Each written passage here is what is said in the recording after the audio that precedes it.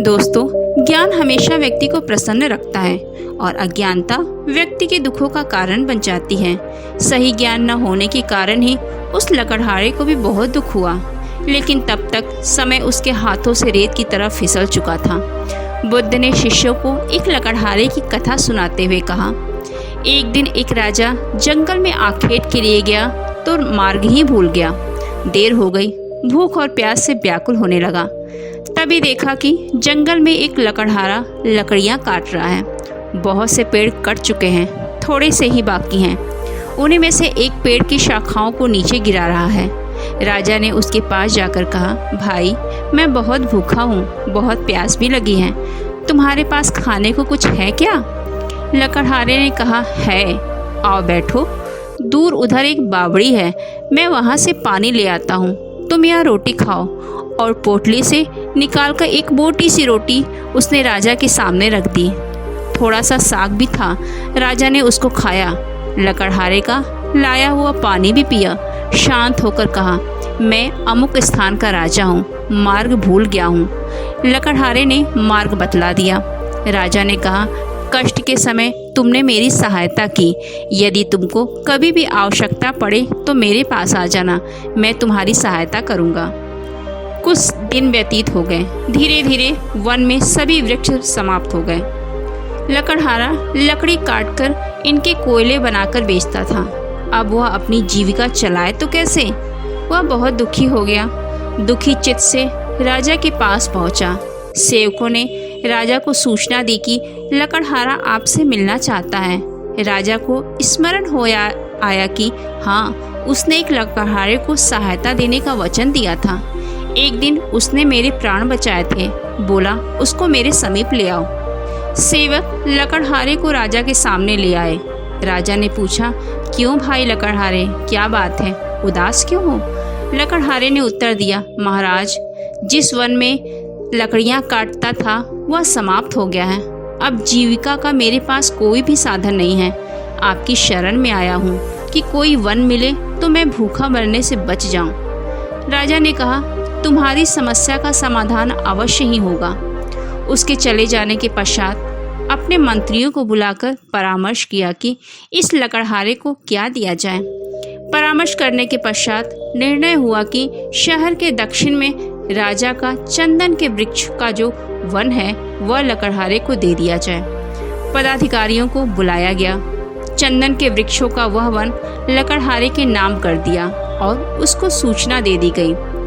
कई वर्ष व्यतीत हो गए। राजा एक दिन अपने महल में बैठा था कि लकड़हारे का ध्यान आया। प्रसन्नता के साथ उन्होंने सोचा, अब तो लकड़हारा बहुत धनी हो गया होगा, कई भवन तथा महल भी बनवा लिए होंगे, इसलिए चलकर उसे देखना चाहिए।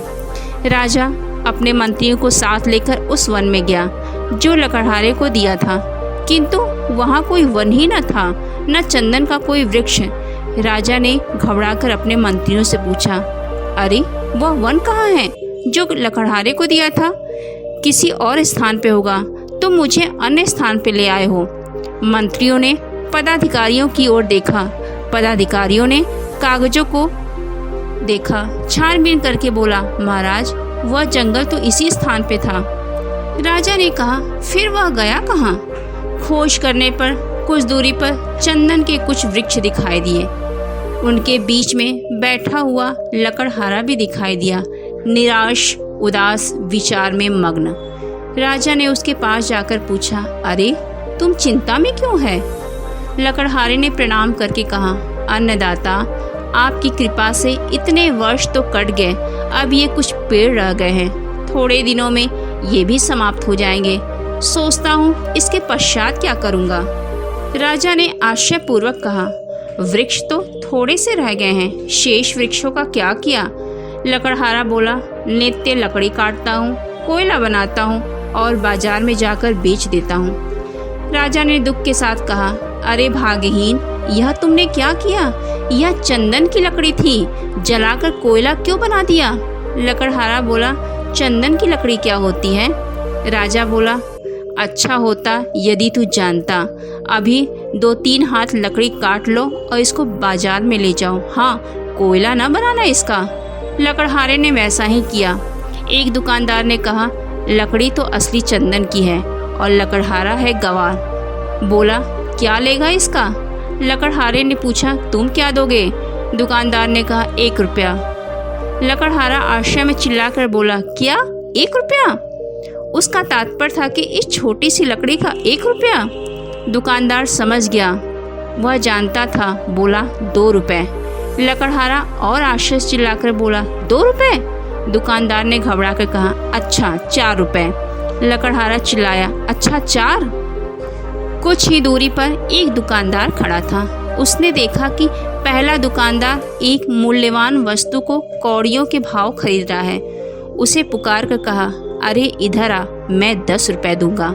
लकड़हारे ने जब 10 का नाम सुना तो सिर पकड़कर बैठ गया, चिल्ला उठा, दहाड़े मारकर रोने लगा। अब उसे ज्ञात हुआ कि जिस लकड़ी को वह कोयला बनाकर बेचता रहा कितनी मूल्यवान थी और कितनी बड़ी संपत्ति का उसने विनाश कर दिया। उस लकड़हारे की मूर्खता पर आपको करुणा आती है, किंतु सुनो मेरे प्यारे शिष्यों, हम स्वयं भी तो उस लकड़हारे की भांति ही हैं। राजाओं के राजा उस परमात्मा ने न जाने किस बात से प्रसन्न होकर सांसों का यह चंदन से पूर्ण वन हमें दिया था। हमने कुत्सित वासनाओं, घृणा, पाप की अग्नि से जलाकर इसे भस्मसात कर दिया। कितने मूल्यवान है ये सांस, यह हमने समझा ही नहीं।